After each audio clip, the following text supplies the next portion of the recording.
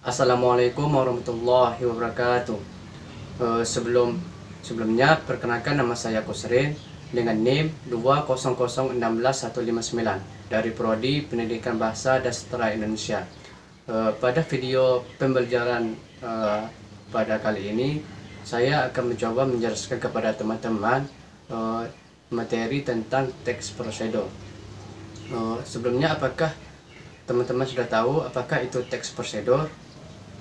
Teks prosedur ini merupakan teks yang menjelaskan tentang melakukan suatu kegiatan melalui serangkaian tahapan-tahapan melalui proses tertentu. Jadi contohnya seperti kita ingin membuat nasi goreng. Nah, dalam kita ingin membuat nasi goreng tersebut, kita memerlukan tahapan-tahapan atau langkah-langkah yang harus kita lakukan untuk membuat nasi goreng tersebut. Nah, tahapan-tahapan itulah yang kita sebut dengan teks prosedur.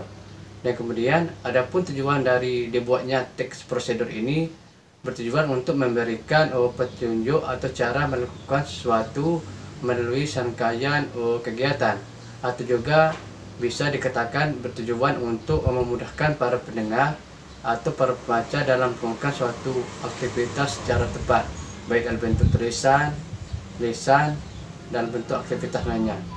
Jadi itulah pengertian dan tujuan dari teks prosedur ini. Sebelumnya, apakah teman-teman atau adik-adik sudah tahu bahwa teks prosedur ini terbagi dalam 3 jenis. Yang pertama, teks prosedur cara membuat sesuatu. Yang kedua, teks prosedur cara melakukan sesuatu.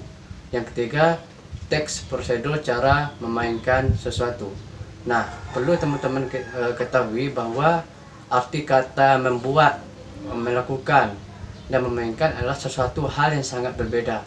Jadi teman-teman harus ingat tentang arti dari membuat, melakukan, dan memainkan adalah suatu hal yang berbeda.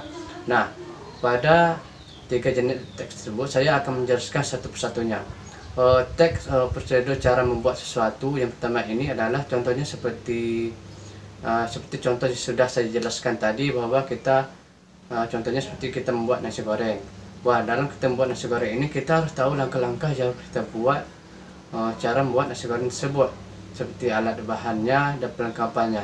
Yang kemudian jenis yang kedua, teks prosedur cara melakukan sesuatu. Nah, teks prosedur cara melakukan sesuatu ini contohnya seperti kita ingin melakukan suatu aktivitas tertentu, seperti ingin melakukan tata cara sholat. Kita ingin mengetahui tata cara sholat.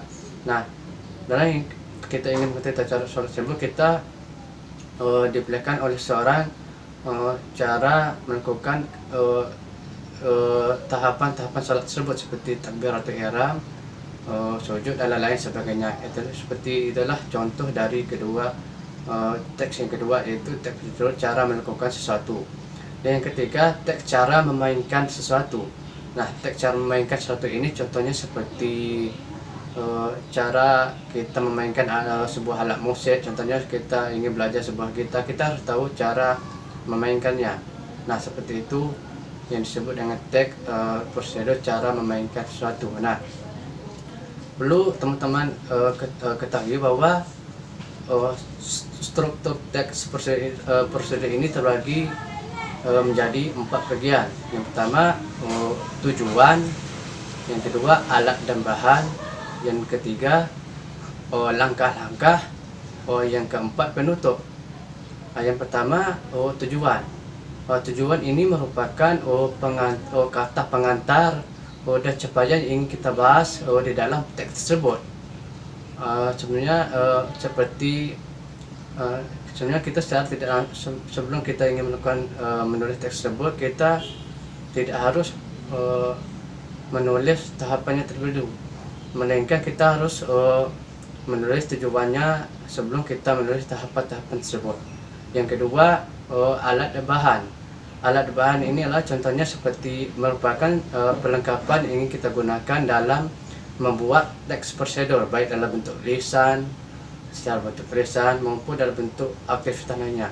Nah, perlengkapan ini boleh ya atau tidak kita gunakan dalam membuat prosedur ini. Yang ketiga adalah langkah-langkah. Nah, langkah-langkah ini sangat penting. Langkah-langkah ini merupakan inti dari teks prosedur, dan juga langkah-langkah ini berisi tindakan, tahapan-tahapan yang harus diikuti dalam membuat teks prosedur ini. Yang keempat adalah penutup. Penutup adalah merupakan kesimpulan dari teks prosedur yang sudah kita buat, seperti kesimpulan dari tujuan sampai dengan langkah-langkah. Kesimpulan sudah kita apakah maksud dari tujuan teks yang kita buat tadi, dan apa kegunaan dari teks yang kita buat tadi. Mungkin itu saja yang dapat saya sampaikan. Apabila terdapat kesalahan, mohon dapat dimaafkan. Saya tutup dengan wabillahi taufiq hidayah. Wassalamualaikum warahmatullahi wabarakatuh.